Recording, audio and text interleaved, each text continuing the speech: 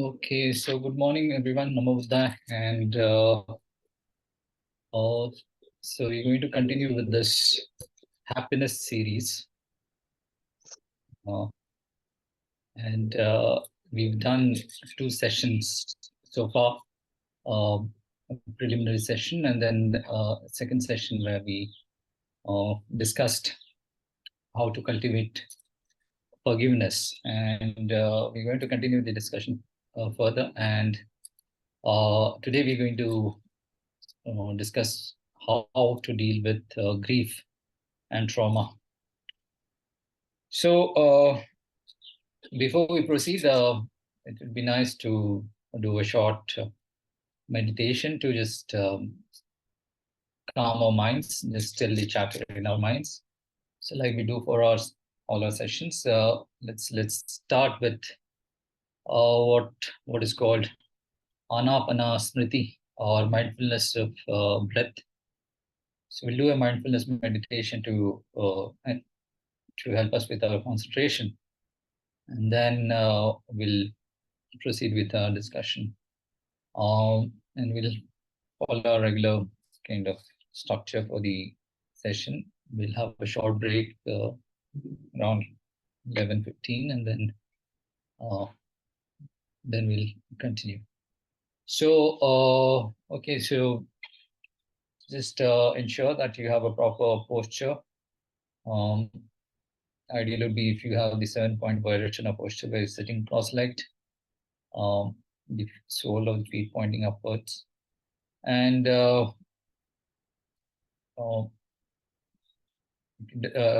if you're sitting in a chair, then ensure that your back is erect and shoulders straight, arms relaxed. Right palm in the left palm, and the thumbs touching each other, the tip of the thumbs touching each other. And then the head, the chin would be slightly tucked in, and the tip of the tongue resting against the upper row of teeth just behind them.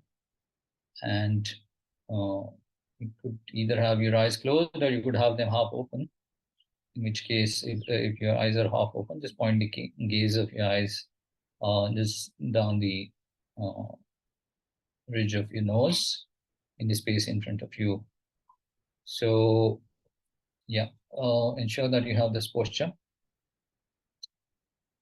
And then let's start off by observing the sensations as we breathe in and breathe out in the area between the upper lip and the tip of our nose. So just bring the focus of your mind to that area between the tip of your nose and the upper lip, and observe the sensations as you breathe in and breathe out.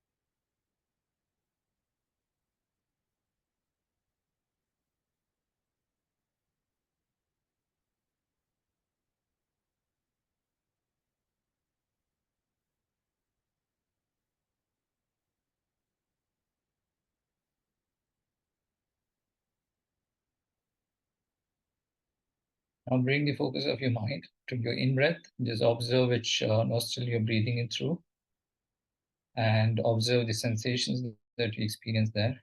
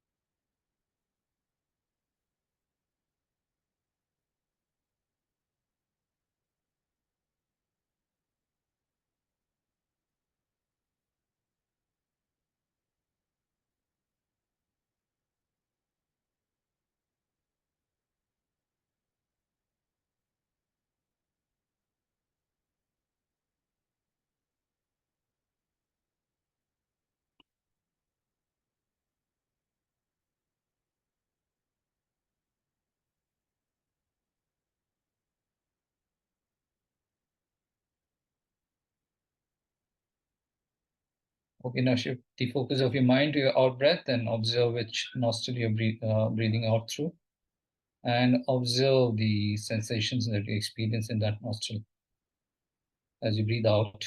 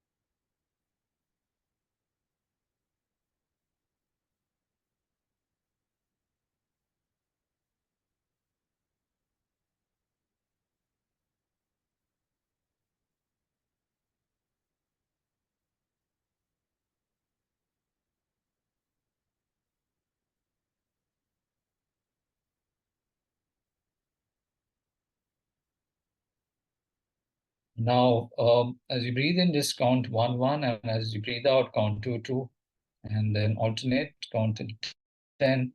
The counting will help you with your concentration. Uh, it makes you aware if you're distracted, and then if you get distracted, some other thought props up, then just return to your counting, start from 1, 1, and then proceed till 10, and then repeat the process again.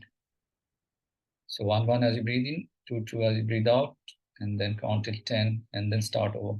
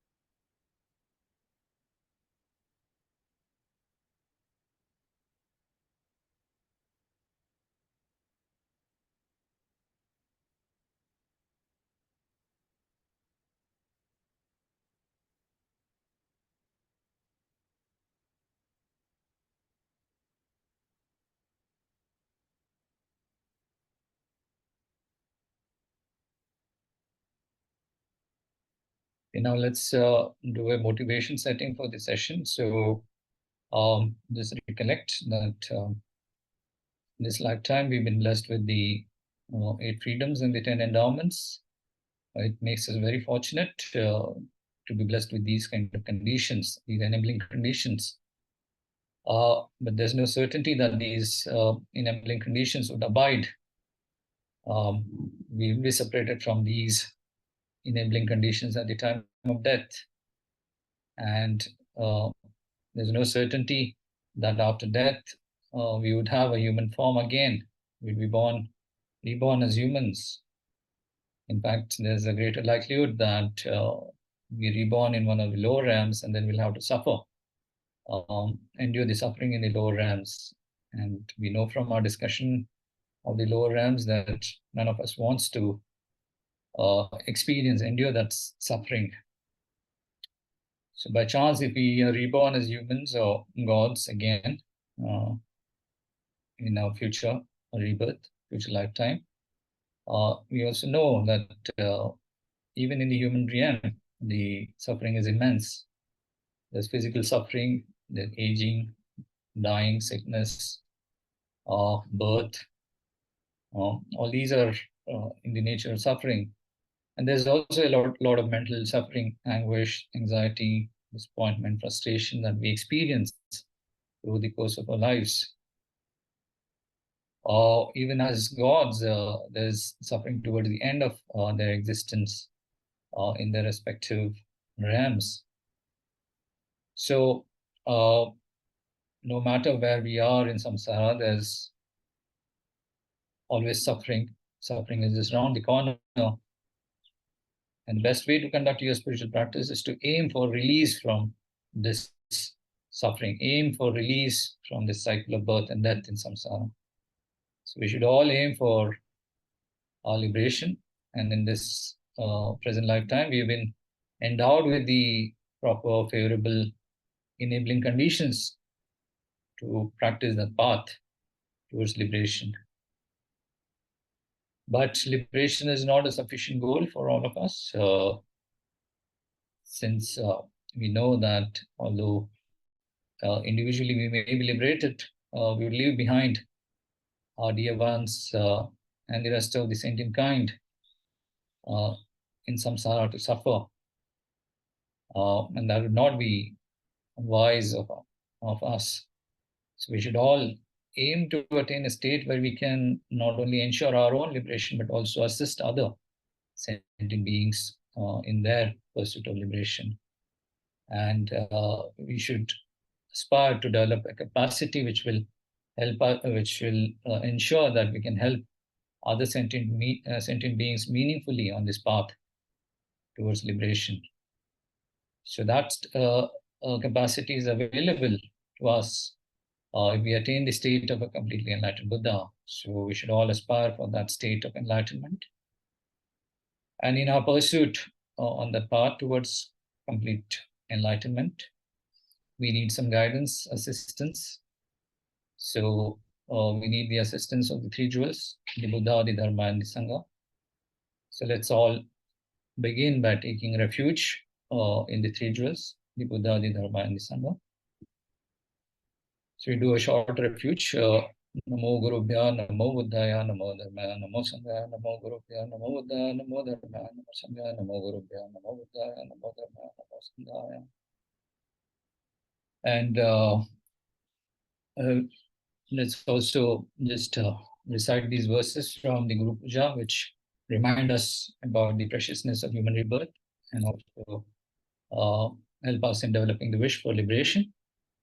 So, realizing how this body of liberties and endowments is found but once, is difficult to obtain and is easily lost, I seek your blessings, my gurus, to partake of its essence, make it worthwhile, and not be distracted by the meaningless affairs of this life. And then to develop the wish for liberation, let's reflect on this verse. Violently tossed amidst waves of delusion and karma, plagued by hordes of watery denizens, the three kinds of suffering, the suffering of change, and the all-pervasive conditioned suffering. I seek your blessings, my gurus, to develop an intense longing to be free from this monstrous ocean of boundless and vicious existence. Let's also recite the Bodhicitta prayer. I go for refuge until I'm enlightened. To the Buddha, the Dharma, and the Supreme Assembly, by my practice of giving, ethical discipline, patience, perseverance, meditative stabilization, and wisdom, may I become a Buddha to benefit all sentient beings. Okay, with that, we set a good motivation for the session. So just before we proceed, I'm going to recite a couple of prayers for auspiciousness, to remove obstacles to our spiritual practice. So the first one is the recollection of the three jewels. So I'm going to recite in Sanskrit. It will just take a couple of minutes, so you can just reflect on it as I recite. Shuyatapi Buddho Bhagavan Stadagata Ranta Samya Sambuddho Vidyacharan Sampanna Subhuta Lok Vidun Anuttara Purushodhamya Sarati Shasta Deva Manusha Nama Buddho Bhagavaniti Nishan Stadagat Punya Nama Vipranasha Kushala Mulanam Alankrita Chantya Alaya Punya Nidhana Nama Chitrika Vanjanaya Kusumita Lakshaniya Pratirupa Gocharena Pratikula Darshanena Abhirati Shaddadi Mukta Nama Anpibhuta Pradnyan Vamardaniya Baleya Shasta Sarvasatva Nama Pita Bodhisattva Nama Raja Aryabhuta Nama Sartva Nirvana Nagar Samprastita Nama Aprameya Jnanena Chinta Pratibhanena Vishuddha Swarena Swadani Goshina Sachutmurupena Apratismakayana Liptakamena Lipturupena Sanstrarupaya Vipramurtaskandeve Samprutadatu Vya Samrutayataniya Prachuna Granteya उत परिधाने परिमुक्त सृष्णया गादुत्तीर्ण परिपूर्ण ज्ञानेन प्रतिष्ठितो अतीतानागता प्रतिपन्नानाम बुधानाम भगतां ज्ञानेन प्रतिष्ठितो निर्वाणस्थितो भूतकोटयामस्थित सर्वसत्त्वलोकनीयायाम भौमो सर्वैमे तथागता नाम विशिष्टा सम्यक् गुणः सधर्मस्तु आदौ कल्याण मध्य कल्याण परिवसाना कल्याण स्वर्स्यंजन केवल परिपूर्ण परिशुद्ध परिवदात स्वागत भगवत धर्म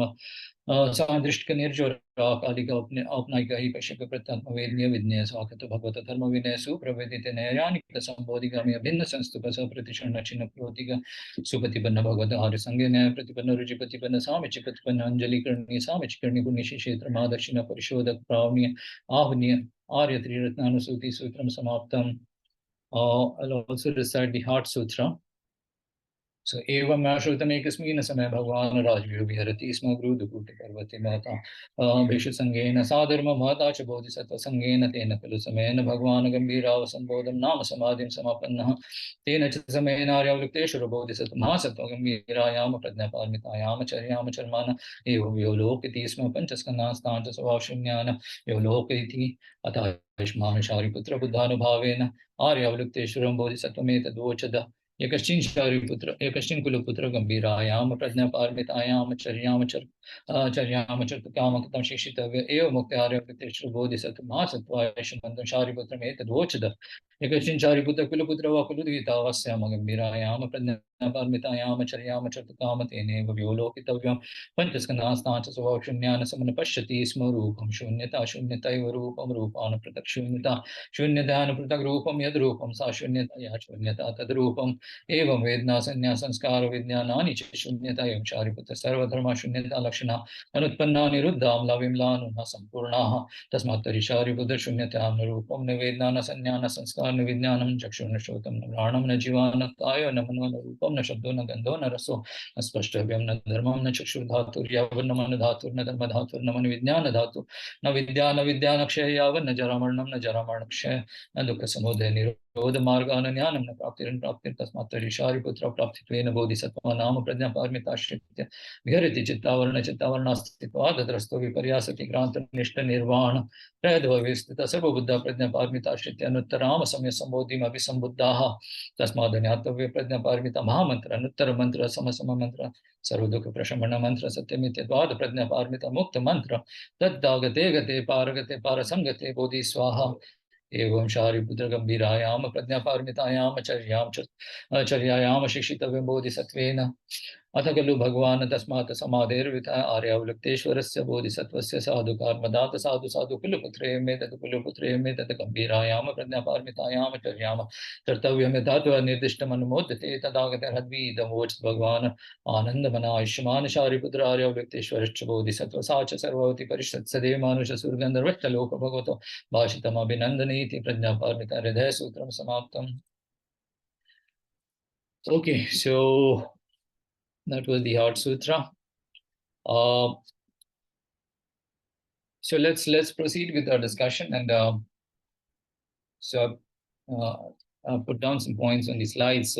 As we discuss the slides, if there's any doubt or anything that you want to add, please feel free to interrupt, and you can raise your hand, and or you can just speak up. If there's any question and you don't want to speak, you can just post it on chat. Okay, so for the discussion, today we're going to our primary focus is to see how to develop an approach or identify an approach to deal with grief and trauma. But in order to identify that approach, we'll have to first identify exactly what is the nature, what is the essence, what are the characteristics of grief, and then grief usually is a response to some sort of a loss. So we'll identify what kind of losses we generally experience, and then what kind of losses trigger grief. And then we'll identify the different types of grief. If there's a certain kind of process, sequential process of grieving, then we'll identify the stages of grief. And then in order to frame an approach to deal with Grief, we'll look at how grief is dealt with in Buddhism. What does Buddhism have to say about grief? And then see if there are specific techniques that we can use to deal with grief. So the first one, what is grief? So would anyone want to, you know, take a guess? And then would anyone want to share their opinion about what grief could be? How could it be defined? Anyone? We've all experienced, right, in the past. Yeah. Hi, good morning. I don't see a way to raise my hand. Is it okay if I speak? Can you hear me? Yeah. Hi, good morning, Venerable, and good morning, everyone. Things that come to mind is a painful suffering response to, like you mentioned, loss already before, Right. and essentially things not being the way we want them to be in a very severe way. Right. So you're talking about response, and you're saying that the response is usually characterized by a lot of pain, and the uh, response is to some sort of a loss. Yeah, that's almost the the definition of grief. Anyone else would want to contribute anything on grief? Anything about what kind of response you have? Pain is characteristic of the response that we experience. Yes. Any other kind of response that we have to a loss? I think in psychology, they say that there's the stages like denial and anger or fear and things like that. I'm not sure if they are completely valid or relevant. Right. But those are some of the things commonly associated, I think. Okay. So, grief, the response also could be sequential. You're saying first stage could be denial and then followed by other kind of responses, sequential responses. Okay. Uh, yeah, so I just put down some thoughts here. So grief can be broadly defined as Alice rightly said, reactions to some sort of a loss. And that loss could be of someone dear to us or something that we value, consider precious, or something that we are emotionally invested in, something that we are emotionally connected with. And the response also, so in response to the loss, you could have this intense longing for the uh, loved one's presence. A person, grief usually associated with the loss of a dear loved one. There are other kinds of griefs also, grief in response to other kinds of losses. Uh, so one may still long for our loved one's presence, long for his or her company. So that is a very typical response to a loss. So there's this intense longing, and you have intense feelings towards the departed, mm, on par with what you would have towards the living loved ones. It could be even more intense, depending on what kind of relationship you had with the person who departed. There's also, in some cases, a feeling of frustration that the dear one's presence is no longer available. So there's this kind of a slightly negative reaction or response to the absence of that person. So you desire, you long for that person's presence, uh, but it's not available anymore. And that kind of leads to some sort of frustration. In some cases, could also manifest as anger. And then you could also have anxiety relating to, triggered by this fear of uh, how one is going to organize one's life, um, because now things have changed. Somebody so close to you, somebody you you were so close to, somebody who was so dear to you, he's departed, and all of a sudden, his absence creates this void in the environment around you, and you all of a sudden kind of start feeling anxious about how you're going to reorganize your life in the absence of that person. Uh, and there's also loss of vigor and vitality. So you feel kind of low, burdened most of the time when the grief manifests. And there is, of course, sadness and usually some sort of a loss of capacity for pleasure. So people around you might be uh, engaging in activities of merrymaking, but you somehow don't feel like being part of those activities. So those are some of the responses that you manifest to a loss. And the function of grief is to make you feel helpless, or it makes you kind of uh, helpless in the helpless when overpowered by all these emotions that manifest, and these emotions are usually kind of triggered when there's a recollection of the person, or you have a memory of his belonging, or you connect with some of the person's belongings, and then memory is triggered, and that triggers a lot of intense emotions, and then those emotions kind of help you make you feel powerless or helpless. And it also has the function of triggering sadness, anxiety, frustration, in some cases, guilt, exactly how we'll see in our discussion. This fatigue, of course, is all these intense emotions are bearing down on you. They can be really stressful, and this leads to a lot of physical as well as mental fatigue. And then it triggers this feeling of loneliness and vulnerability, and also in some cases intense kind of loss of self-worth, depression, and those kind of reactions too. So this is the nature of grief, and its various characteristics. So now let's see what are the different things that different kinds of emotional responses that go along with grief. And then, as we discuss, we'll be able to identify uh, responses that could be uh, useful in cushioning the impact of grief.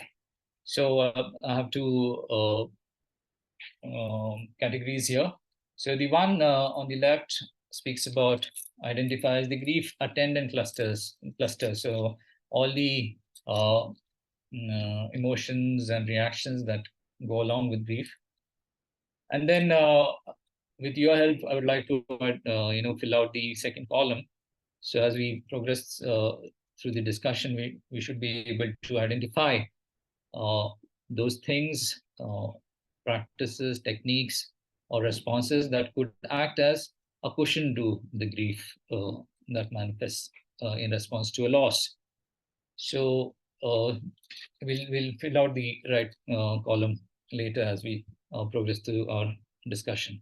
So the grief attendant cluster, of course, as we've seen, has all these responses. There's reactions, sadness, anxiety, frustration, guilt, fatigue, loneliness and vulnerability, reduced vigor and vitality, and in some cases, very pronounced uh, reduction in the zest for life. So diminished zest for life.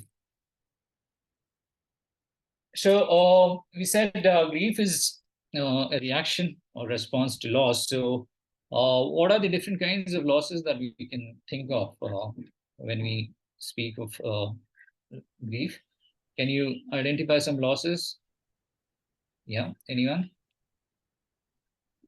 So we spoke of bereavement, as in the loss of a person is dear to us. So that's one kind of loss. But are there other kinds of losses?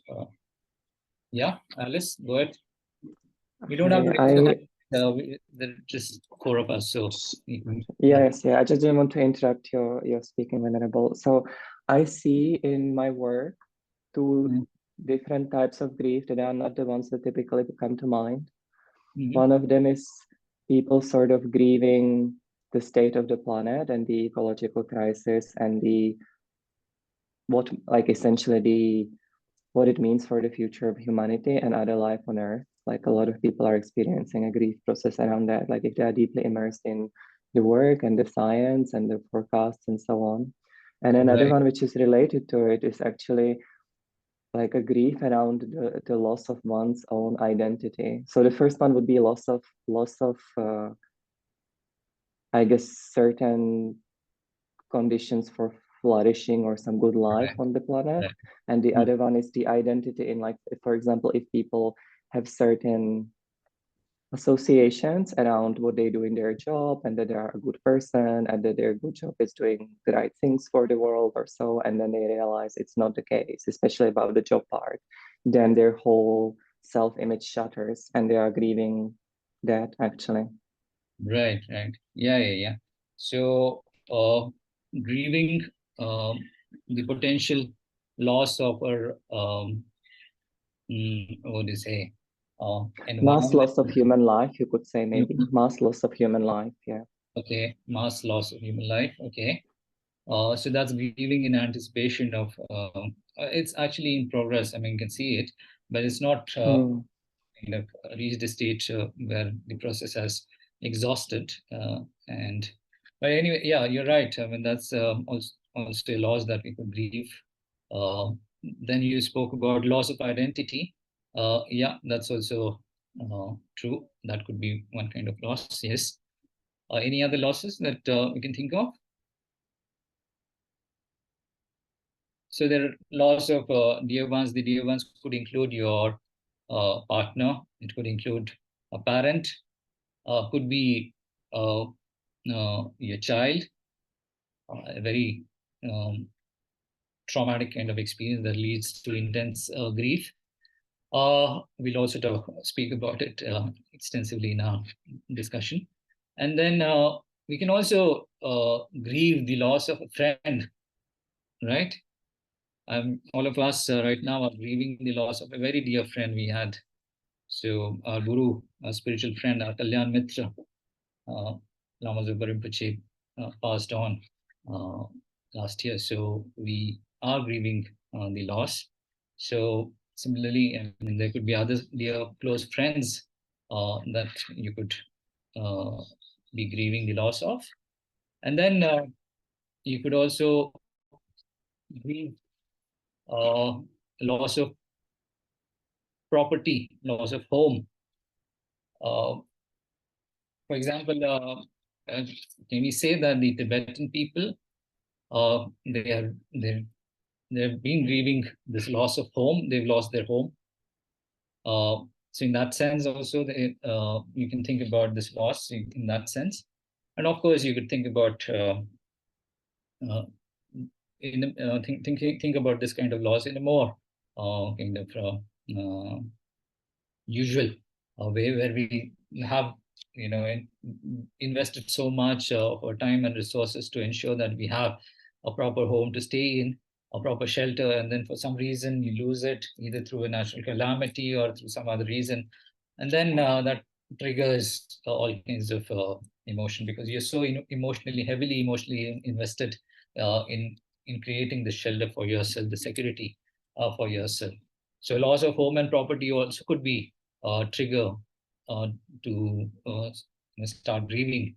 And then, of course, we can also grieve loss of health and loss of youth, right? So, uh, it, for some, unfortunately, um, let's say we are diagnosed with some serious illness, uh, and that serious illness is without a cure, or it leads to even if it has a cure, it leads to immense kind of physical compromise, and that all triggers grief in anticipation of that ultimate event. If there's no cure, then of course it would lead to death eventually. So we start grieving in anticipation of that. Not our own health. It could be also a friend's health or a dear one's health. And then, of course, we can also grieve the loss of or the separation. You can also grief could be triggered through divorce and separation, and your loss of a career and security. So you've also invested a lot in building a career for yourself, and then suddenly you find that you're going to be out of your job, and this is part of what Alice had just mentioned, the loss of identity. So you identify.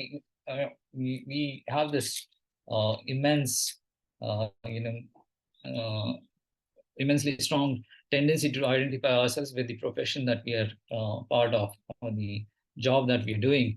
So any kind of risk of losing the job, losing our career, can trigger uh, the reactions that we just spoke. Also, can trigger grief. So these are some of the losses that we can think of. So bereavement is the most common. So bereavement could be uh, loss of a life partner, loss of a parent, loss of a child, uh, and then loss of a child again could be through choice for some reasons, or could be a natural death, abortion, or whatever. Yeah, and a loss of a friend includes your spiritual friends, divorce and separation, loss of career and security, and loss of a home and property. So these are some of the losses that I could identify. So how do we then identify what kinds of grief these losses trigger? So are there different types of grief? Um, you, any suggestion on this? Do you have different kinds of grief? Um, can we speak of different kinds of grief, or because they have similar kind of reactions or responses, you can't really identify different kinds of grief? What do you say? Or do you have an opinion on this? Different types of grief? Any suggestions on this?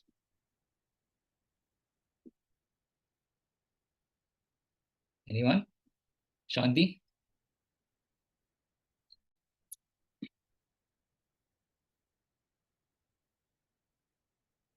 So yeah, different types of grief. You can speak of grief in terms of uh, whether it happens before the actual loss happens, or whether it happens when the loss has already manifested. And we can also speak about grief in terms of the intensity of the responses that manifest. So two different kinds of divisions. So the first one and the second one relate to uh, whether the grieving is pre loss or post loss. So grieving in anticipation and grieving post trauma, the first division. And then based on what kind of responses we have and the intensity of the responses that manifest, we would have what is called loss of pet as well. Bhavana says, yeah, that's also one of the kind of losses that triggers uh, grief. Yeah, that's right. Loss of a pet. Okay, so in terms of the intensity of the emotions that manifest, the responses that manifest, acute grief and subdued grief could be a division. So, what is grieving in anticipation? So, uh, you could find yourself in a situation where someone who is very close to you, a dear one, is diagnosed with a very serious kind of illness or disability, uh, and maybe diagnosed with an illness which is terminal. So you're just kind of anticipating death. So it triggers grief in anticipation, and then you're stressed about if there's a possible cure, then you're stressed about the cure. And if there's no cure, then you're stressed about the uh, eventual death. And of course, it begins with the diagnosis. Uh, the person is diagnosed with this terminal illness. And the grieving kind of manifests the person, because of his illness or disability, is not able to engage in normal routines. So you as a caregiver, or you as a person who is attending to his illness, you'd start grieving, and the grieving would be because of the loss of the normal routines that you collectively together kind of engaged in. And then you grieve in anticipation, and anticipating, of course, if the person is terminal, then you're waiting helplessly for death, and that triggers, that helplessness is a manifestation of the grieving that you're doing. But this kind of grieving also has a potentially positive kind of effect. And what is the positive effect that it could trigger? It makes you aware of death. It makes you aware of the eventual separation, and it gives you some sort of chance to prepare for it, as opposed to a situation where a person who is close to you dies in an accident, in a traumatic kind of incident. Here you at least have the time to prepare yourself for the eventual separation. Then grieving in anticipation could manifest in a failing relationship. So you know that the relationship is going to end at some point. It's kind of heading towards an end, and then all the responses of grieving manifest in anticipation of that eventual event. There's kind of grieving that we experience sometimes at work, or at when you're in school, or you have a long break, and then you got used to a certain kind of routine during the break, and you're not particularly looking forward to go back to work or school. You might not be enjoying it. Particularly at work, it happens. You might have an hostile environment around you, and then you don't look forward to reconnecting with that environment, and then you start dreading that impending return to work after break. And that dreading also can lead to all the different kinds of responses that we just saw. So this is grieving in anticipation. And then there's grieving post-trauma. So you were involved in an accident, and your dear one couldn't survive the accident. You are a survivor of the accident. And then that triggers a lot of intense reactions, responses in the process of grieving. So you could be a survivor of an accident or a natural disaster, or any other situation in which either your or someone else's life was threatened or in danger. And then when you recollect that incident, it could trigger a lot of intense emotional responses. So this is grieving post-trauma. And then, as I said, in terms of the intensity of the emotional responses, grief could be acute. And because the emotional responses are very intense, they will interfere with your ability to do your regular routine everyday tasks. And usually this kind of grief, it is accompanied with this thought or this feeling that the loss is still fresh. So this is acute grief. And then there is, of course, subdued grief. So as time goes on, you got a chance to adjust yourself to the change environment, the change world around you. So most of the intense, the distressing emotions or feelings, they start diminishing in intensity.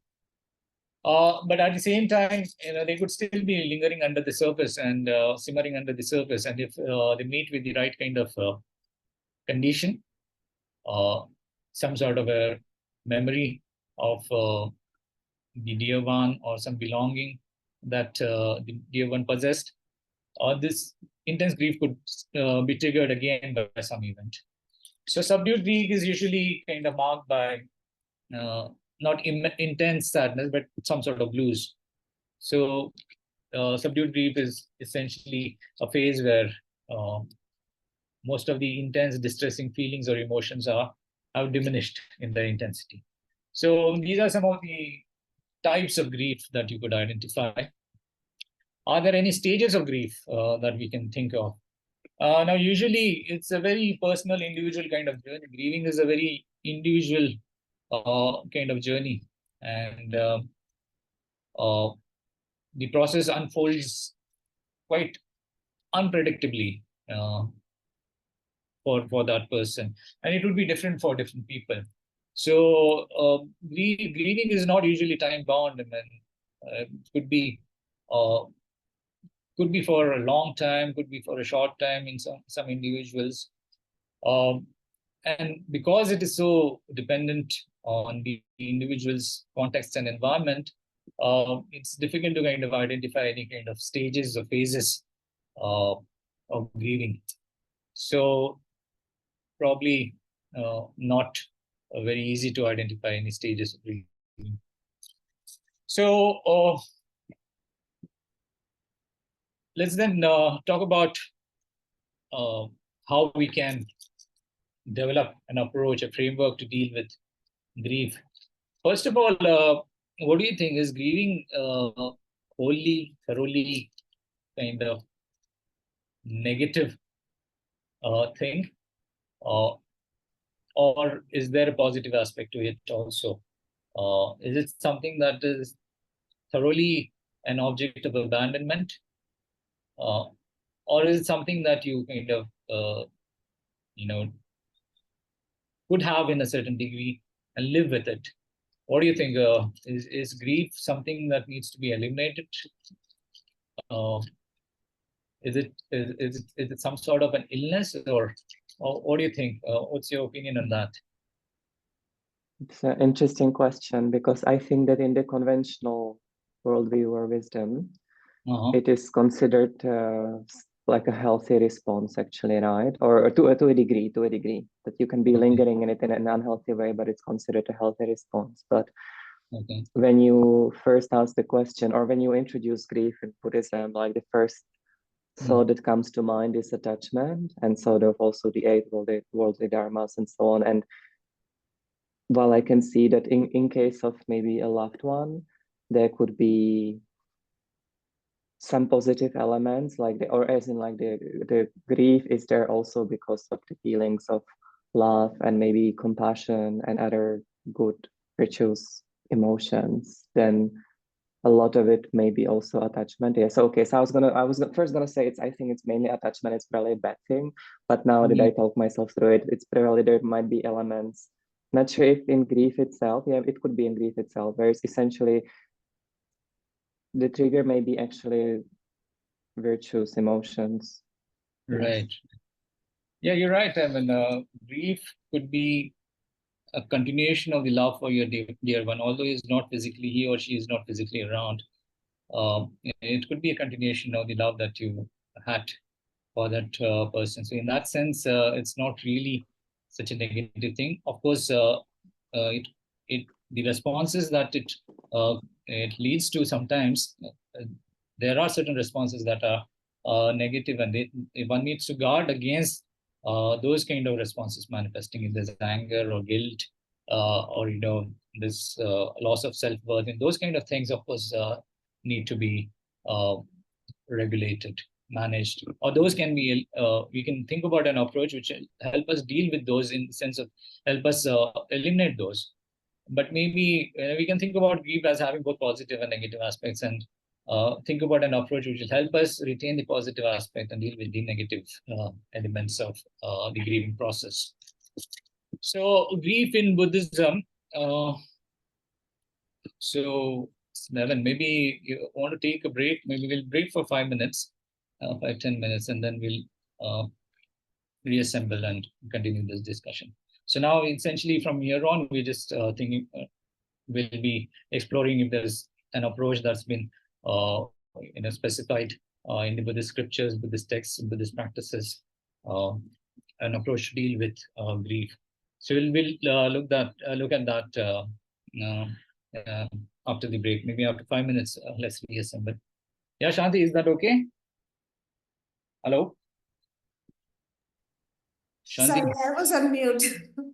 Sorry. Okay. Well, yes. Take 5 minute So break. when should we get back? It's 11:02 now. Yes, in another 5-6 minutes, maybe reassemble. Yeah. Okay, thank you. Otherwise, it gets too long. Yeah. Okay. Working it would. Tough question, and because they seem the prayers are oriented towards the future return and, let's say, reconnecting with Right. the Lama and so on, which seems quite different from what people normally call grief. Because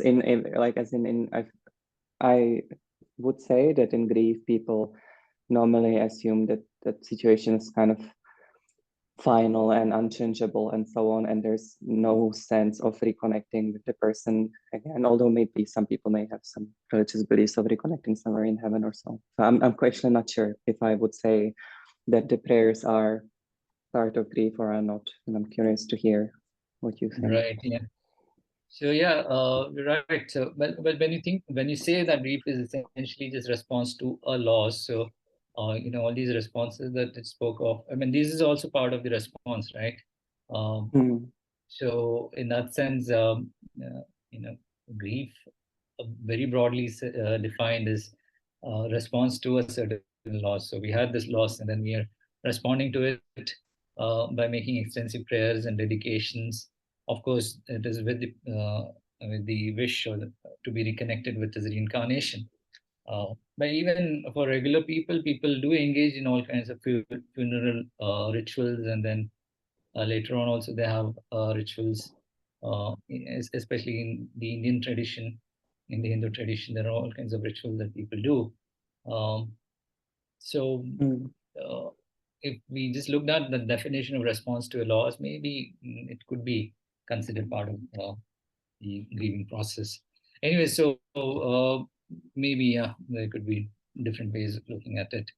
Let's proceed with this grief in Buddhism. So how Buddhism presents grief.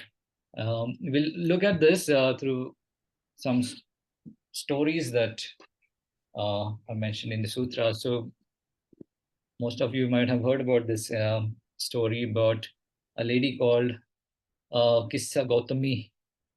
So as it mentions here on the slide, it says that Gautami was born in a very poor family in the city of Shravasti in North India in Uttar Pradesh. And she was called Kissa because she was extremely lean and thin. Um, and she was born in a very poor condition, poor background, poor household. But later on, she married a person in a rich household, and she had a son. Uh, so the son was, uh, that provided some joy to Kissa Gautami. Uh, she had been going through all kinds of. I mean, she since she came from a poor background, and also because she had this uh, rather unpleasant appearance. She had to face a lot of difficulty in the early part of her life, and then after having a son, she was overjoyed at having this. It gave her some sense of fulfillment, and she was really attached to her child. But at a very young age, at the age of 2 or 3, the child died, and that caused a lot of suffering to her. So the child was the cause of her respect and honor in the family, but the child's death was unbearable for her. And then her response was intense lamentation and lamenting.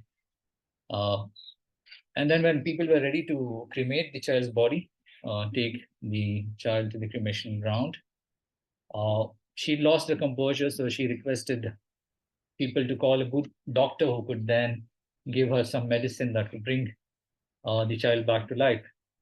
Of course, people realized that since she had lost the composure, slightly deranged. Uh, but they didn't know how to console her at her loss.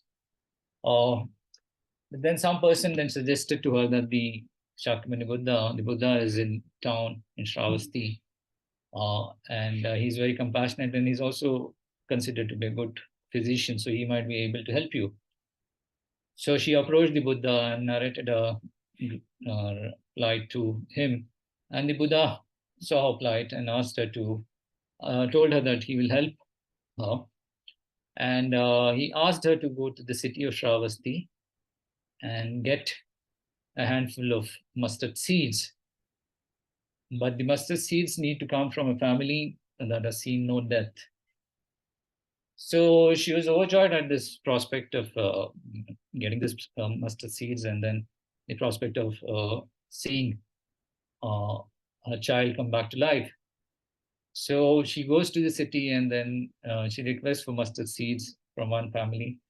The family offers the mustard seeds, but then she asks the family whether there is any death in the family. And the person in the household says that, okay, the cousin passed away last year, and then there was some grandfather who passed away. And so he goes on to tell her that there have been several deaths in the family. And then she goes on to another household and asks for mustard seeds, gets the mustard seed. When she asks whether there's been death in the family, she gets a similar kind of response. So she goes from house to house to house to house. And then after a certain while, she realizes that there's not a single household in the city that has not seen death. And she realizes that death does not spare anyone. And having come to this realization, then she realizes the foolishness of her response. And then she gives the body, takes the body for cremation, the dead body of her son, for the last rites. And then she goes to seek refuge in the Buddha. The Buddha gives her instructions on the Dharma, and she practices the Dharma and goes on to become an Arahant later. So this is one story.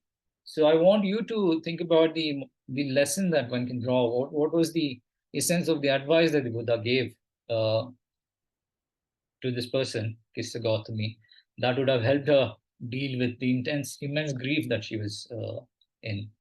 So just think about it. Also introduce another story too. So this is the story of another lady, and there's some debate whether this is the same story about Kissa Gautami with a different name, or it's an entirely different story. But some of the details in the story are a little different. So let's just go through this incident.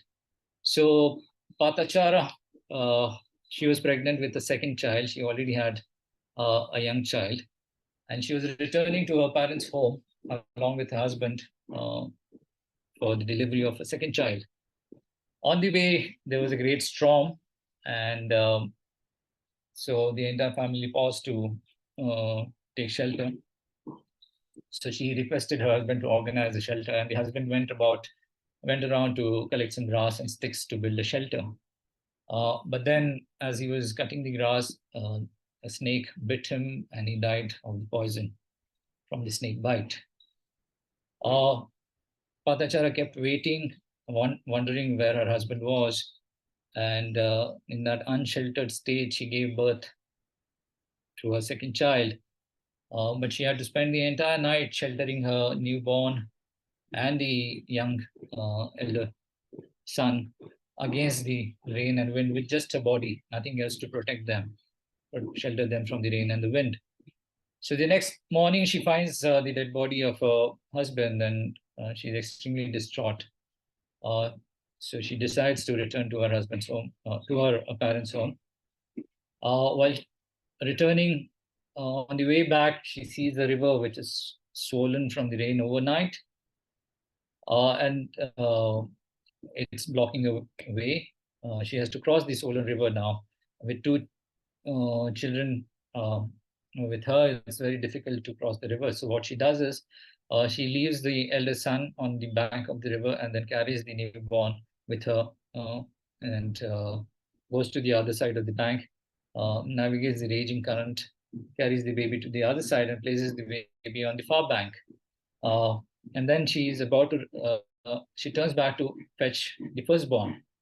Now, as she turns her back and is about to return, there's a huge bird, a big hawk, that sees this baby and decides it's a good meal, and swoops down on the baby and carries it off with it. So seeing this, Patachara, she kind of immediately she tries to shoo away the bird, raises her hand, tries to chase it away, but to no avail. The hawk picks up the baby and carries it off. Meanwhile, the firstborn on the other side of the river, on the other bank, um, seeing his mother raising her hand, he interprets it as a signal for him to cross the river. So he jumps into the river uh, with the raging current, and the raging current of the river carries him off, and he drowns and dies.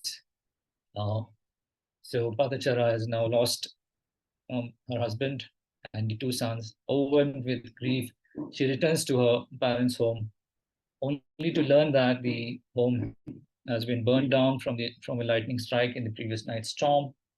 Uh, Her parents and brother both died, and at that, when she returned to her home, they were being cremated on a single pyre. So at this point, with all this loss that she's just experienced, she goes mad and starts wandering about half naked. And only when she comes in the presence of the Buddha, she recovers the senses. And the Buddha then teaches her the Dharma, and eventually she kind of attains the state of Arhant. So this is another story about immense grief being experienced by this lady called Patachara. Then there's another incident I would like to share with you. Another story from the sutras. So there's a lady called Ubiri. In her case, she comes from a high family, affluent household in Shravasti. And she was beautiful as a child. So when she grew up, she was accepted by the king of Shravasti, King Pasanedi. Later on, she gave birth to a daughter, whom she named Jiva. But shortly after being born, her daughter Jiva died. And Ubiri was overwhelmed with grief. Wounded by grief, she would go every day to the cremation ground and would mourn her daughter. So one day, while she was mourning her child's death, grieving her child's death, she she was at the cremation ground, and then she discovered that there was a large crowd that had assembled outside. And then she was told that the Buddha was traveling through the region and he had paused to give teachings to the local people. So then Ubiri stopped for a while. She listened to the Buddha's teachings, but her mind was distracted, and she soon left to go to the cremation ground and continued her ritual of weeping with despair. So the Buddha then, hearing her wails, pain-filled keening, sought her out and asked her why she was weeping. And in agony, the lady Ubiri uh, told him that her daughter had died. So then the Buddha then pointed out to one place and another in the cremation ground where the dead had been laid. And he said to her, "Mother, you cry out, O Jiva, in the woods. Come to yourself, Ubiri. 84,000 daughters, all with the name Jiva, have burnt in the funeral fire. For which one do you grieve?" So again, another story about a grieving person being advised by the Buddha. So try and think about what advice the Buddha was giving to these people. Okay, then there's another story that I would just like to share. So King Pasenedi or Prasenjit, um, he was the king of a kingdom called Kosala in northern India, and Shravasti was part of that kingdom. So the Buddha, he spent most of his almost 30 of his monsoon retreats uh, in Shravasti. So the Buddha was residing in Shravasti in Jetwan, Anath Pindika's monastery. King Prasenadi, the Kosalan king, went to the Blessed One, and on arrival he paid his respects, bowed down to him, and sat by his side. While he was sitting there, his attendant came and told him that his Queen Malika, had died. And then his demeanor suddenly changed. He was overcome with grief. He sat there miserable, sick at heart, face down, brooding at a loss of words. And the Buddha then saw the king in this miserable state. And he then gave this, he mentioned this to him. There are 5 things, great king, that cannot be gotten by a contemplative, a Brahman, a Deva, a Mara, a Brahma, or anyone at all in the world. So what are these 5? So may what is subject aging, not age. So if you wish that things do not age, things that are subject to aging, may they not age.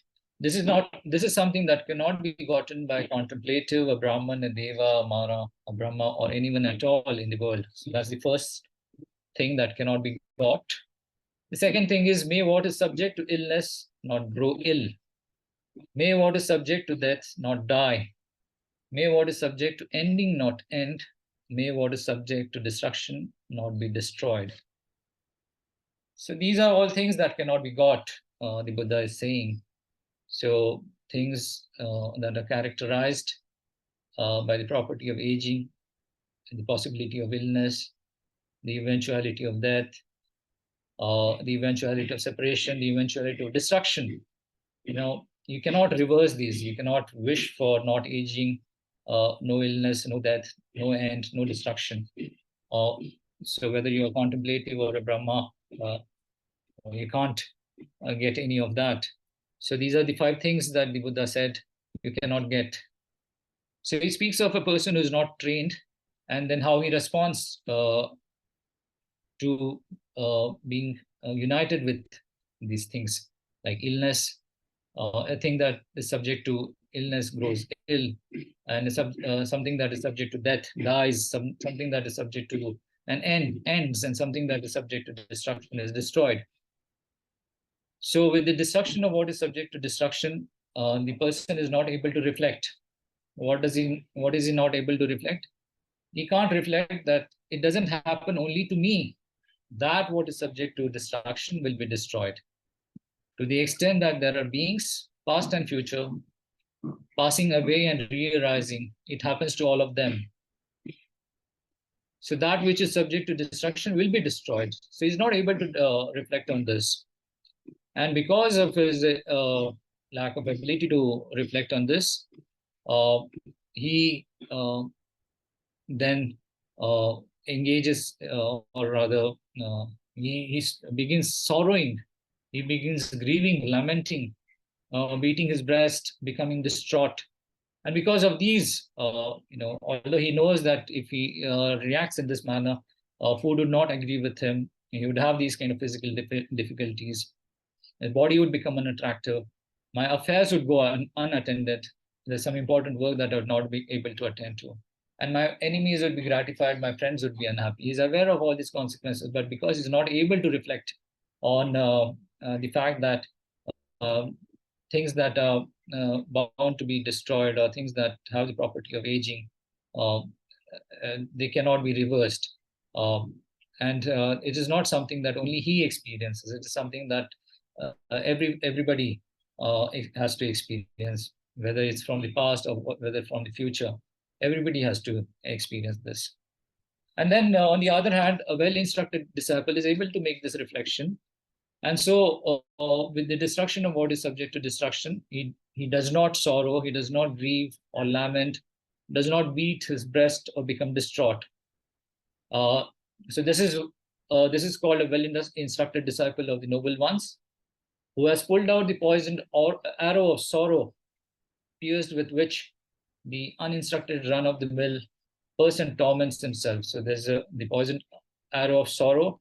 The well-instructed disciple is able to pull it out, whereas the uninstructed torments himself with the consequences of the poison from the poison arrow of sorrow. So sorrowless, arrowless, the disciple of noble ones is totally unbound, is right within himself. So the Buddha then concludes that sutra the sutra called the Kosalan Sutra. It's in the form of an advice to King Pasenadi. And he says that not by sorrowing, not by lamenting is any aim accomplished here, not even a bit. Knowing you're sorrowing and in pain, your enemies are gratified. But when a sage with a sense for determining what is his aim doesn't waver in the face of misfortune, his enemies are pained, seeing his face unchanged as of old. Where and however an aim is accomplished through eulogies, chants, good sayings, donations, and family customs, follow them diligently there and that way. But if you discern that your own aim or that of others is not gained in this way, acquiesce to the nature of things, and begin unsorrowing with the thought, what important work am I doing now? So this passage that discusses eulogies, chants, etc., is a reference to funeral customs. And these are designed to channel the feelings of the bereaved in a productive direction. So that's the reason, even we do these prayers, extensive prayers and dedications, seeking a good rebirth for our dear ones. That also could be considered to be bereavement in a productive direction. So grief in a productive sense. So as the Buddha notes, as long as these seem to be serving a purpose, engage in these. So eulogies, chants, good sayings, donations, family rituals and customs, engage in them. But once they no longer seem to serve a purpose, and one finds that one is indulging in grief. So if you're kind of indulging in grief, there's excessive grief, then one should return to important duties of one's life. So again, there's a lesson here. So let me ask you, so we've seen all these stories. Is there some lesson that you could identify through these stories? Any lesson that you could identify? Anyone? First story seemed to point, the one with the mustard seeds, that seemed to point towards sort of realizing impermanence, or realizing that the effect of impermanence is that death will occur around us and to us, right. I guess. And then okay.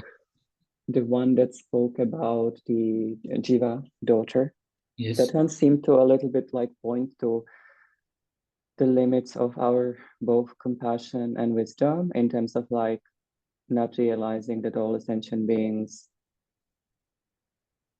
like our mother sentient beings or should be worthy of the same sentiments or love and respect and so on, whereas we sort of arbitrarily select the ones that right now are connected to us in this life and ignore the others. Okay, yes, yeah. Right. So the first one is you're speaking about, the first story about Kissa Gautami and Patachara, identifying something like there's a pervasiveness about death, or there's universality of grief that then results from death. And the second episode about Ubiri and Jiva, the person is not kind of sensitive to, or it doesn't, the person does not realize the affinity between self and others when it comes to these kind of experiences. She probably thinks that hers is an immense grief, and she's probably the only person grieving. And she's kind of, immersed in self-pity. And the third example, King Prasenjit, the Buddha specifically talks about these characteristics that phenomena have. The characteristic, if it is an animate sentient being, then it has the property of aging. It has the property of eventuality of death. So the Buddha is asking us to kind of remember those properties and regulate our response to any loss with that recollection, remembering those 5 properties. And he also says that bereavement, the process of grieving, as long as even if it implies engaging in some sort of bodily rituals, eulogies and funeral customs, as long as you deem them to be productive, you can engage in them. But if that process becomes overwhelming and you start indulging in grief, then you should realize that it's not going to be productive. Set it apart and should return to the important duties of one's life. So these could be the lessons that we could draw from the stories that we just looked at. So there's ubiquity of suffering. So there's suffering all around. You're not the only person who is suffering. And there's universality of grief. When there's not a person, there's not a household in Shravasti which has not experienced death, which has not dealt with death. So extending that argument, there wouldn't be any household in this world that has not dealt with death. So there's universality of grief. And then the Buddha also talks about an affinity between the lives of self and others. Ubiri, the advice that Buddha gave to her was that you should realize that there's affinity between the lives of self and others. And the other lesson that the Buddha is giving is that one should shun longing for permanence in all aspects of life. So the 5 things to remember that he said, things that we cannot have. So we want to have them because we long for the permanence. What are these things? Youth, health, companionship, resources, etc. And the Buddha said that these things, phenomena, have the property that you will be, they will be kind of destroyed. Their good qualities will come to an end. Things could, if they're sentient, then they will die. They're subject to aging, so youth will be lost. So you cannot grasp at the permanence of these things. So you shun longing for permanence in these aspects: youth, health, companionship, resources, etc. So although we seek stability and predictability, be ready for change. And then be mindful of excessive grieving. So being overwhelmed with grief is destructive. So to the extent that the process of grieving, if you do engage in certain kinds of customs and rituals, chanting, etc., if it is productive, then persist with it. But if it leads to a point where you started indulging in excessive grieving, then leave it behind, park it. And because it does not bring any benefit to the departed person, and it also compromises you physically and mentally. So being overwhelmed with grief is destructive to oneself and brings no benefit to departed person. So these are some of the lessons that we could draw out from the stories that we just looked at. So in the Buddhist interpretation of grief, we look at grief. Grief can be understood as the suffering of suffering that is experienced as a result of the suffering of change. So you're all familiar with the 3 kinds of suffering. So there's suffering of suffering, the suffering of change, and there's all pervasive conditioned suffering. So the first 2 are the manifest suffering. The third one is more subtle, and it's the underlying principle that provides the basis for the first 2. So grief is actually suffering of suffering that is experienced as a result of suffering of change. So what is the suffering of change? If some person that is dear to you has passed on, has departed, that alters the environment that you've been comfortable with. And that change then leads to all these emotional responses that you experience. And those emotional responses are part of the grieving process. So that is, those emotional responses are the suffering that you experience. And so the grieving process is the suffering of suffering in reaction to the suffering of change. And then a point that Alice referred to at the start of the discussion, grief also demands reassessing your identity. So we have this very fixed concepts of our identity. So defined in terms of the professions that we are part of, the kind of education that we've done, the place that we inhabit, the family that we have. So, because all of this is subject to change, we grasp at these things, assume that these are permanent, but these are all subject to change. And hence, you should also be open to the possibility of carrying an evolving identity. So the world that you're so comfortable with, any slight alteration in this world makes it completely unrecognizable. So if a person that is very close to you, a friend who's very close to you departs, the whole world around you that you were comfortable with, that becomes unrecognizable.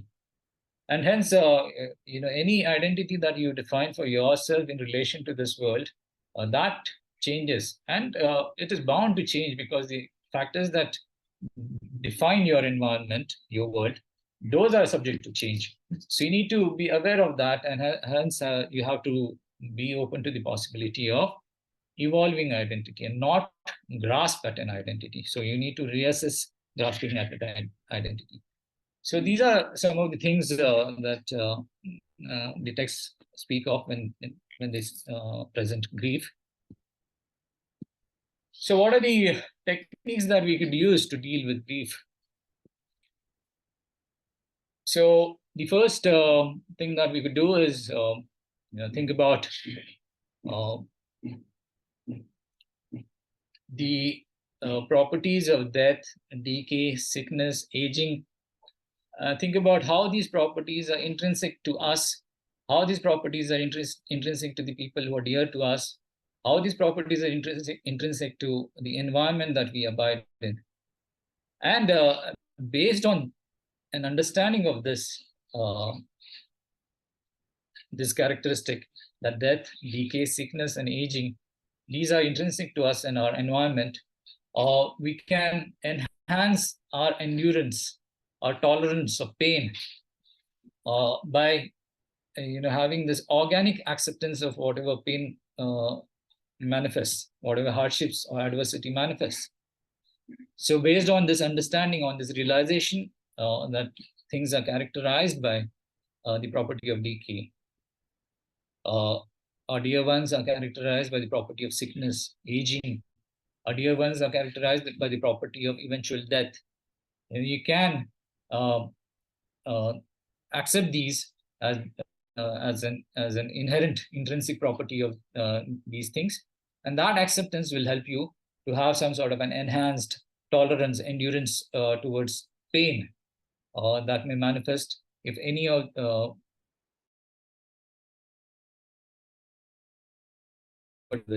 these are altered. So that's one thing that we could use to design some sort of.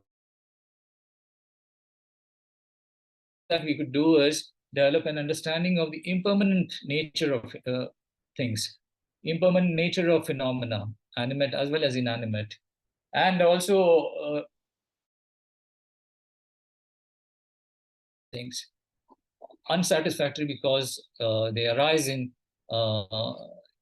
through causes and conditions, and because they're conditioned with permanent pleasure. So in that sense, they're unsatisfactory. They cannot satisfy your need for pleasure or happiness. So you have an understanding of these concepts of impermanence and unsatisfactoriness of things. And based on that understanding, you can enhance your tolerance towards pain and hardship and other adverse situations. So enhanced endurance resulting from reflecting on the nature of reality. The nature of reality being understood through impermanence, and unsatisfactoriness of phenomena. Then the other thing that you could do is you could also look at why, because loss triggers all these emotional responses, leads to a lot of sorrow. And that suffering then triggers something in you. It triggers a certain kind of spiritual awakening in you.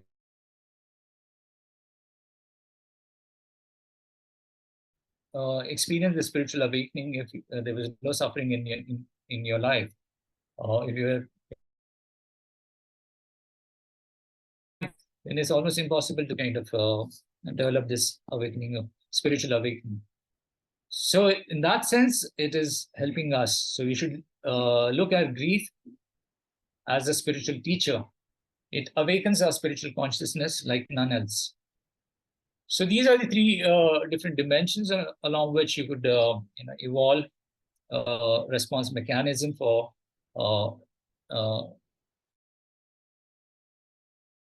the experience. So enhance endurance based on organic acceptance. That is the first one, acceptance.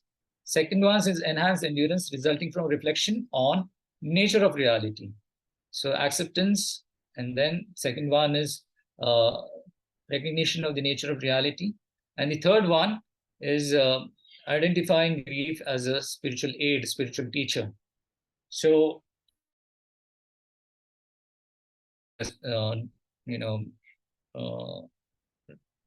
use these three realizations to design your response. So let's see the first one, the acceptance, organic acceptance of and hardship. So there's a sutra called the Upadnyasthana Sutra. It talks about the subjects for contemplation. So it says, the Buddha says that there are 5 facts that one should reflect on often, whether one is a woman or a man, lay or ordained. So what are these 5?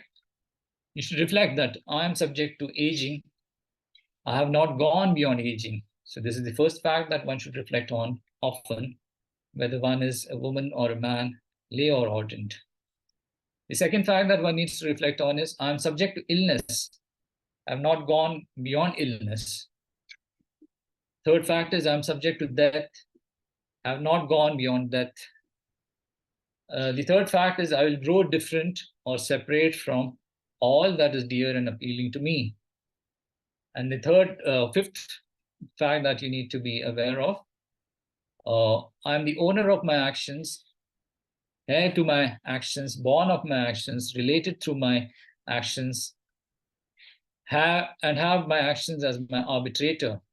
And whatever I do for good or for evil, to that I will fall heir. So you're conditioned, and your responses are conditioned, and then those actions, your responses will have consequences. So these are the 5 remembrances that the Buddha asks us to reflect on. So in order for us to develop enhanced endurance to pain through organic acceptance, as we just seen, you need to kind of be aware of the properties that characterize phenomena, the property of aging, the property of illness, the property of death, the property of eventual separation, the property of destruction, the property of consequences to your action. So these things, if you're properly in recognition of, then it can lead to an organic acceptance of pain, and that would lead to enhanced tolerance of pain. So the second one was knowing nature of reality. Again, we spoke of how we need to understand the impermanent nature of phenomena and also understand the unsatisfactory nature of things. So this again, we would do by study of such scriptures. So there's the scripture called the Anitya Sutra, or impermanence. So the sutra says, the 3 kinds of feelings, O monks, are impermanent, compounded, dependently arisen, liable to destruction, to evanescence, to fading away, to cessation. So what are these three kinds of feelings? There's the pleasant feeling, the painful feeling, and neutral feeling. So all these feeling, whether it's a pleasant feeling or a painful feeling or a neutral feeling, these are impermanent, these are compounded, these are dependently arising, liable to destruction, to evanescence, to fading away, and to cessation. So if you're aware of these things, these properties, then if you're aware of this nature of reality, then it will help you develop more enhanced endurance to pain. And that would help you with the grieving process. And then the other thing that you need to be aware of is that all contaminated things are suffering. So the 4 or 5 stories that we saw, they spoke about the ubiquity of suffering. So this suffering is ubiquitous. Why? Because things are contaminated. Why do we say that they're contaminated? They're contaminated because they arise through conditioning by karma and afflictions. So anything that is conditioned by karma and affliction has the potential to be the cause of suffering. So if you have an understanding of this aspect of reality, then enhanced endurance in the process of grieving is possible. So this is the second one, knowing nature of reality. And then before we look at the third one in detail, the third one was to see grief as a spiritual teacher. And then we also saw how grief triggers a awakening of the spiritual consciousness, a spiritual awakening. Now, in order to understand that, you just need to kind of just reflect on a few things. So we are all familiar with the 12 links of dependent origination. So this is the normal presentation. So the first link of ignorance triggers conditions, acts as a supporting condition for compositional factors, and so on, till the 12th link of aging and death. So birth leads to aging and death. Is the rebirth is the 11th factor, 11th link, and 12th link is the link of aging and death. So this is how the 12 links are presented in the sutras, the Rice Seedling Sutra and all those different sutras. There's a slightly different variation of this presentation in a sutra called the Upanishad Sutra. So here, the 12th link is replaced by suffering. So the link is usually aging and death. But aging and death is not the only form of suffering. So there's other kinds of suffering that you would experience. So the 12th link here in the sutra is presented slightly differently. It's called suffering here. And this very sutra then also has this very interesting presentation of this 12 links. So this is a more worldly order, the worldly order of these 12 links. So there's a transcendental order of a different set of 12 links linked to these 12 links, but that releases a person from the cycle of samsara. This causal sequence speaks about a sequence that keeps you bound in the cycle of samsara. So this is the other causal link, causal sequence. So the transcendental order. So here in this very sutra, the Buddha says that suffering acts as a supporting condition for faith, for the development of faith.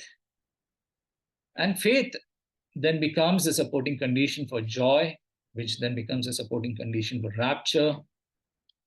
That becomes a supporting condition for tranquility, happiness, concentration, knowledge of suchness. That leads to disenchantment, dispassion, emancipation, and that then finally leads to knowledge, which helps you remove the contaminations. So this is the causal sequence, which leads to release from samsara. So it's a transcendental order as opposed to the mundane order on the left. in both causal sequences, there's of course the second one, the one on the right, we're not really, it's not so popular. It's not so extensively spoken of as extensively as the first one on the left. But even with the one on the left, the sutra has replaced the 12th link. 12th link is not aging and death, but suffering. Now, what is it all leading to? So here is the sutra. Here's the causal sequence in the mundane order. So there's ignorance, there's the karmic formations, consciousness, mentality, materiality, or name and form. Then the sense spheres, and then the contact, feeling, craving, clinging, existence, birth, leading to suffering as the 12th link. That is the mundane order. And then the transcendental order, suffering acts as a supporting condition for faith. Faith then leads to joy, rapture, tranquility, happiness, concentration, knowledge and vision of things as they are, disenchantment, and that leads to dispassion, and vimukti or emancipation, and that leads to knowledge of destruction of the contaminations. So in the transcendental order, suffering is the supporting condition for faith. So in order for you to generate faith, whether it's in the three jewels, whether it is in the principle of law of cause and effect, law of karma, you need to have a comprehension of suffering. Suffering acts as a supporting condition for this faith to be generated. So this suffering then triggers a spiritual awareness in us, and the spiritual awareness and the desire for enlightenment that we have or we so desperately seek, that is very difficult to arise naturally in harmony or in consonance with our regular modes of engagement with the world. In our regular course of life, it's very difficult in the absence of suffering. It would be very difficult to have this spiritual awareness being awakened. But because of the presence of suffering, we have this awakening to spiritual growth. This awakening of spiritual growth, what it requires is some sort of adjustment on our side, redirection of our energies away from the innate, inherent urges for pleasure and enjoyment. What it needs is this awakening of spiritual growth. It needs some sort of us to encounter some sort of suffering.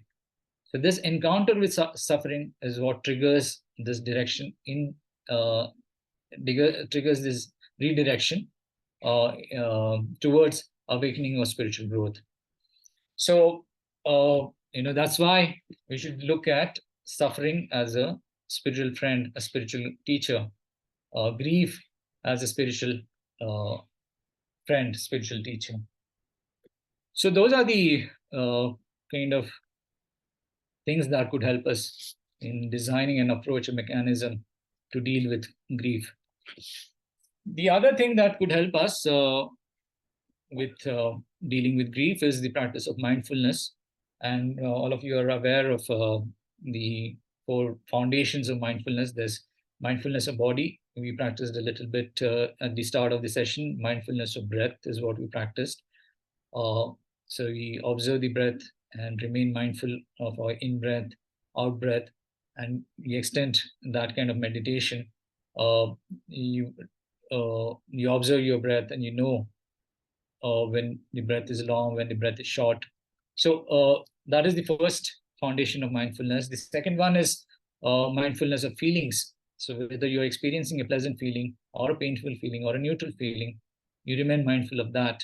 You observe the sensations on your body, and sometimes you experience some pleasantness. Let's say you're sitting in a hot room and there's a cool breeze that blows across the room, and then you experience this momentary kind of pleasant sensation when the cool breeze touches your body. So you experience that pleasant feeling and you register, okay, now this is a pleasant feeling has arisen. But it's also temporary, and the breeze then dies, and then that pleasant feeling, pleasant sensation then vanishes. So now you make a note, you're mindful, okay, the pleasant sensation has vanished, disappeared. So you contemplate your feelings in this way.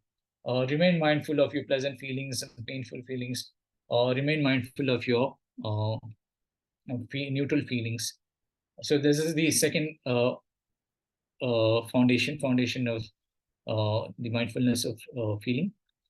Then the mindfulness of consciousness and mindfulness of mental objects. So when you speak of mental objects, contemplation of the mental objects, so when anger arises or desire, sensuality arises, or when you feel very lazy, lethargic, the sloth and torpor, or this your mind is very agitated and worried, anxious, or if there is doubt in the mind, when any of these conditions manifest, then you register these. You say, this is present, and you know with understanding that I have anger, or I have desire, I have sloth, I have agitation in my mind, I have doubt in my mind.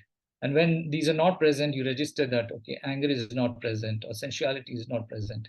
So that way you make a note, you're mindful of the arising and the cessation of, or the non-arising of these mental objects.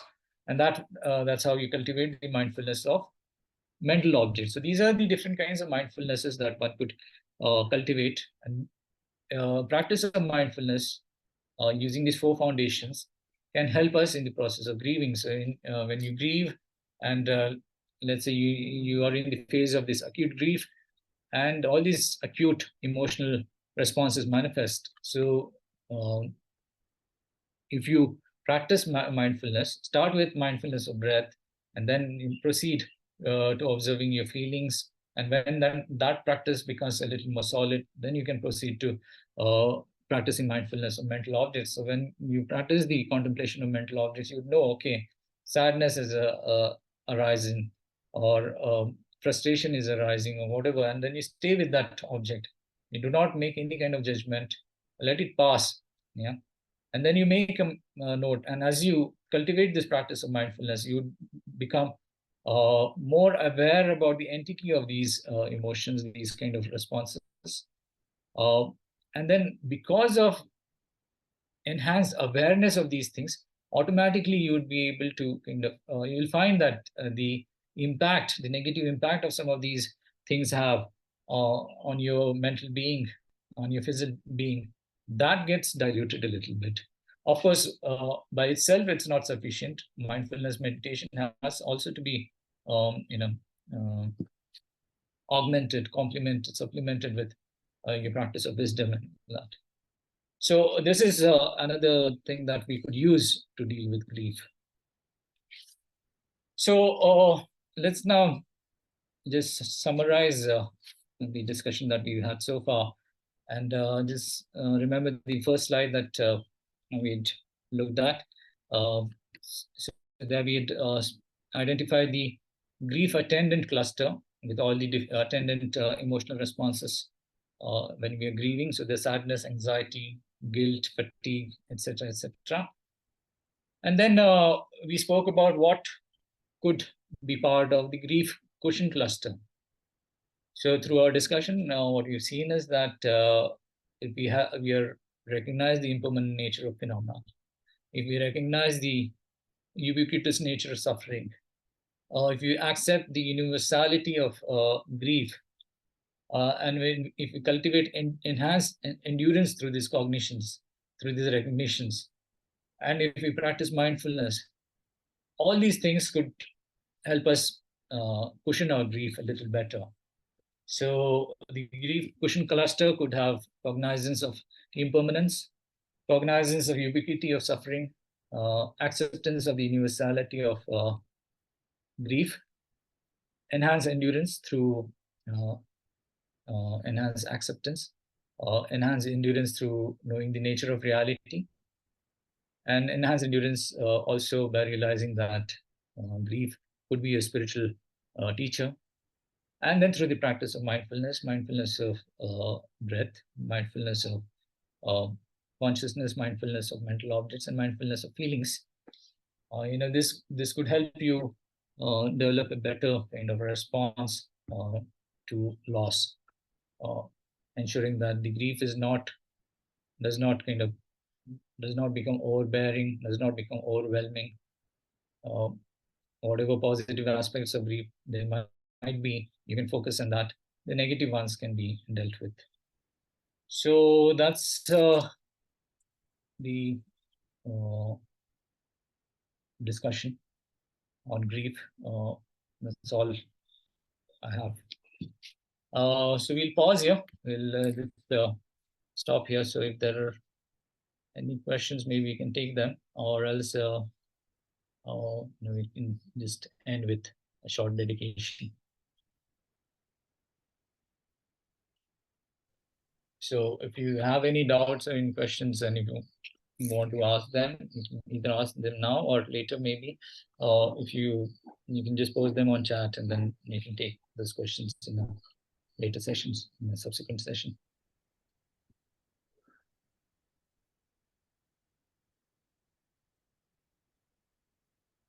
Yeah, Alice, good. Yes, on the previous slide, when you were speaking about the summary of the techniques and so on, would it be a correct interpretation that essentially these are useful when we are dealing with people? The last one, actually, sorry, this one, yeah.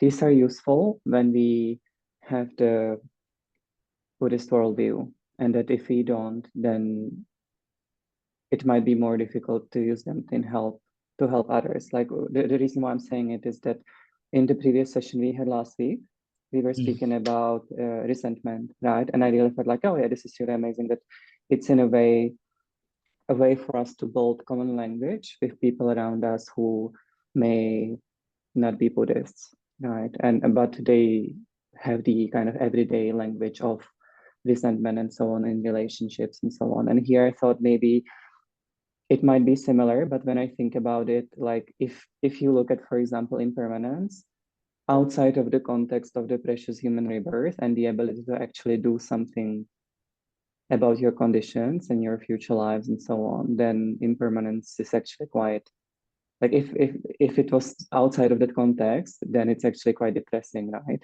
And same way, the ubiquity of suffering, if you have no way out of suffering, if you don't have access to the Buddha Dharma, is also quite depressing, right? And so on and so forth. So would it be correct to say that is essentially kind of like how I'm reading this is that unless you have access to the Buddha Dharma, or maybe in the Indian context to some other views that, or some other, spiritual streams that share some of the views, then really you are kind of doomed, right? Not doomed in the sense like these won't be super helpful to you without that view.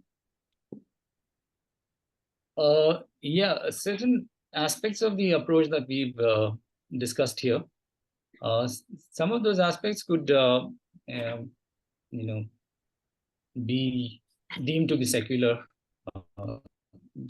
Doesn't have to do anything with religion or any spiritual tradition.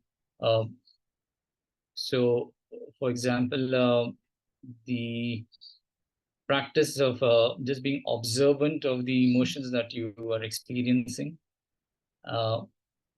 being mindful, not necessarily a practice that is connected, associated with a spiritual tradition. You could do that. You could be observant. You could have, a very dedicated kind of attention. Those kind of things could be done out of this context, out of the context of a religious tradition. Those kind of things could be explained, articulated without using any kind of the religious spiritual jargon that we used here, maybe. But I also have to bring out some things that are unique in terms of the approach that we can have to deal with grief. Some things that are unique to Buddhism. So that's the reason, I went through all those stories and the lessons that we could learn from the stories. So certain aspects of this approach could definitely be articulated in the manner that the religious jargon is left out. Example, acceptance of the universality of grief also, you don't necessarily need to use religious or spiritual jargon to articulate it. Impermanence, again, if you think about the subtle aspects of impermanence, okay, it becomes a very uniquely Buddhist kind of concept. But we talk about gross impermanence, and most of us are aware of it at some level. Most of us do accept it at some level. It's just that, like for example, all of us know that death is an eventuality that we'll have to deal with at some time. It does not, but what we do is we say that, okay, at some point in my life, I'm going to die, but I'm not going to die tomorrow. I'm not going to die next month or the next year. So we still grasp at permanence in that sense, but it's a very gross kind of grasping. So the antidote to that would be a concept of impermanence, which is again gross. And that need not be, that again can be articulated without using any kind of religious or spiritual jargon. So in those, through use of those kind of terms, you could cut out either completely or maybe dilute the religious jargon being used to articulate these approaches. Yeah. I just want to clarify, I didn't mean it as criticism at all. No, of course more not. Yeah, as a realization as right. Yeah, I just meant it more as a realization that, like, thank goodness for having met Dharma, because without that, a lot of these tools wouldn't be at all available, or it would be difficult to access them. Yeah, just to clarify. Thank you. Any other question?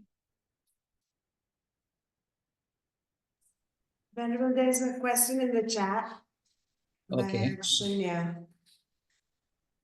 Shunya Bharti, as a formal daily seated meditation practice, is breath meditation enough, or should analytical meditations also be practiced along with it? If yes, what can one start with as a beginner? Okay, breath meditation. Okay, so I assume that you're familiar with different kinds of meditations. So broadly, two categories.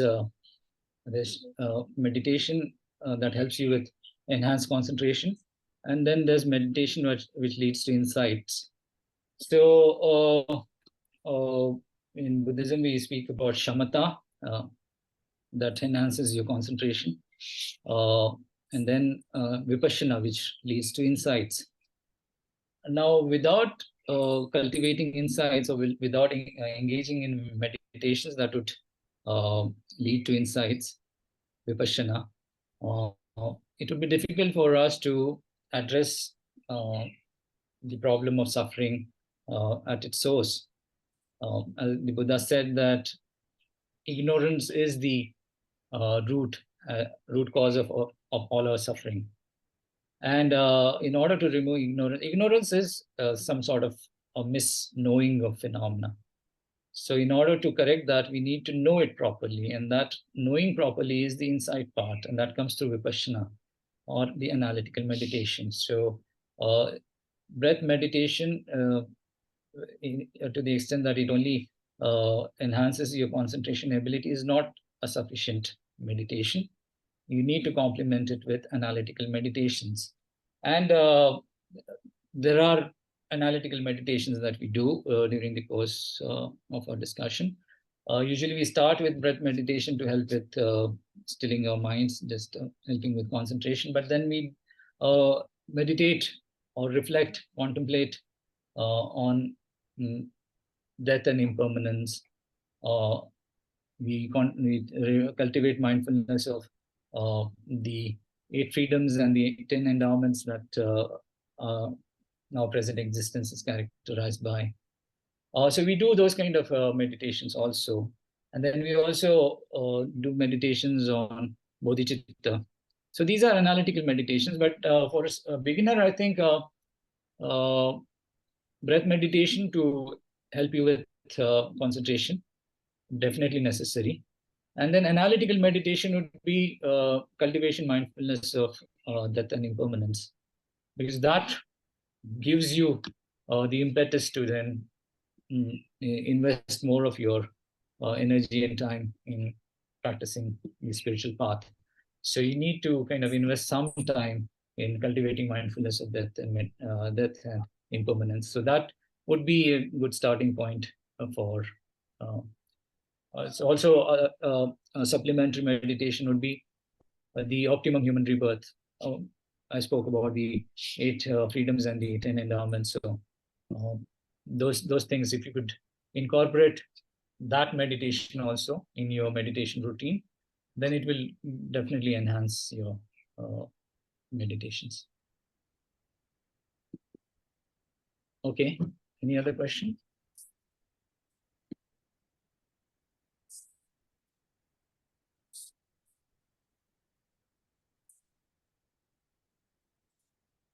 All right, so maybe you'll stop here. Just do a short delegation. So just relax in your posture, keep your back erect, and shoulders straight, arms relaxed. And just take a moment to reflect on the discussion that we've had so far.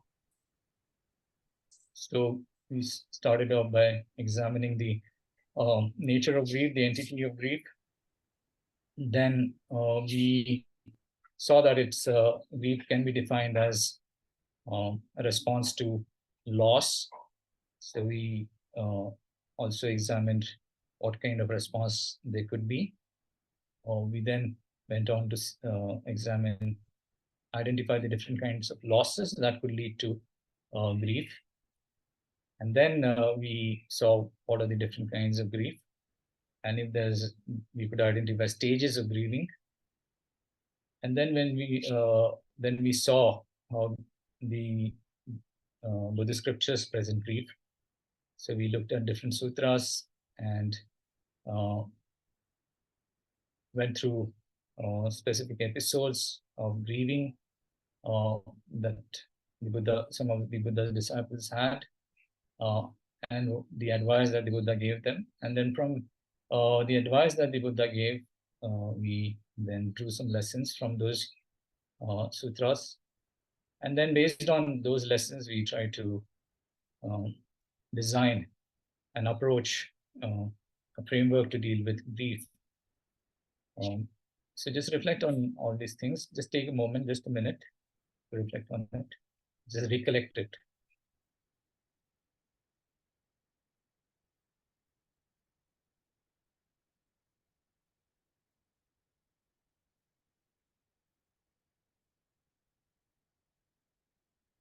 Okay, now so through this discussion, we invested some of our time and resource in being part of this discussion. And because it's a virtuous activity, we've accrued some merit through it. So let's just direct that merit. So due to the merits of these virtuous actions, may I quickly attain the state of a Guru Buddha and lead all sentient beings without exception into that enlightened state. May the supreme jewel bodhicitta that does not arise and grow, and may that it does arise and not diminish but increase more and more. Okay, Namo Buddhaya. So thank you, all of you.